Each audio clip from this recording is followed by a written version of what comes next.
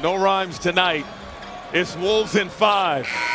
Minnesota advances to the second round of the NBA playoffs. So tuluyan na pong pinagbakasyon ng Minnesota Timberwolves ang Los Angeles Lakers sa Game 5 mga kaibigan.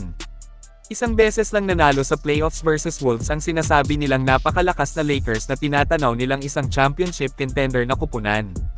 Yes, malakas sa regular season, sinabi na natin noon pa lang na mahihirapan ang purple and gold pagdating sa best of 7 series. Kasi depensa nga ang kailangan kapag ka-playoffs na ang pag-uusapan.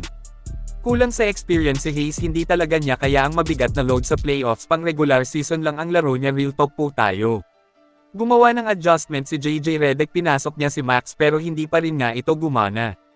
Hirap kapag walang defensive player sa ilalim, matek bully ang labas talaga, kung saan kita naman natin natawang-tawa na lang si Rudy Gobert na nagtala ng 27 points 24 big rebounds, grabe. Nakita natin sa laban nila na confident lang ang Wolves na tumira sa labas kasi mismatch nga pagdating sa rebound. Napakalaking bagay ang ganyang pakiramdam na hindi ka magwo-worry na mag-min-test ka sa tira kasi sa inyo naman ang rebound. Kaya napaka-importante ng may center kahit hindi na masyadong katangkaran pero kayang dumipensa, kayang mag-handle ng mabigat na load sa loob. Sa interview sinabi ni LeBron na kumbaga alam naman nga daw ng Lakers front office kung ano ang problema nila, kasi sinabi na nga daw ito ni Anthony Davis pero ang sumunod na nangyari ay i-trade nila si AD. Natawa na lang dito si LBJ base sa kanyang sinabi, mga kaibigan, ay sinisi nito ang front office ng Lakers. Kulang na nga ng center trade pa si AD kaya ang nangyari first round exit sila, magboborakay na. Ito sinabi ng all-time leading scorer.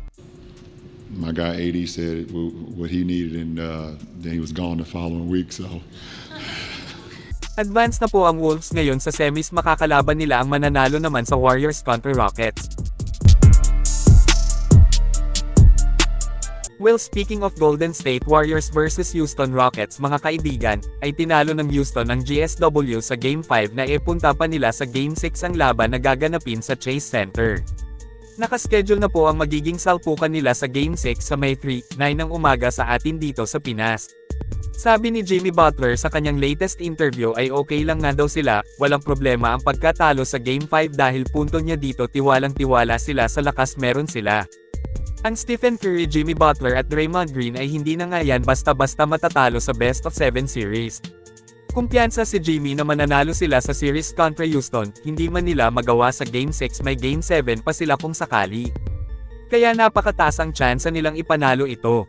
Pakinggan po natin ang sinabi ni Butler, mga kaibigan. Steve mentioned how you had that 3-0 lead against Boston, then ended up winning in Game 7. What does it take from your experience to kind of rebound from something like this where you don't close the team out but then can do it later? We're fine. Our confidence isn't going to waver any. We're going to start out better. We're going to play a better overall game because we know how good of a team we are as a unit.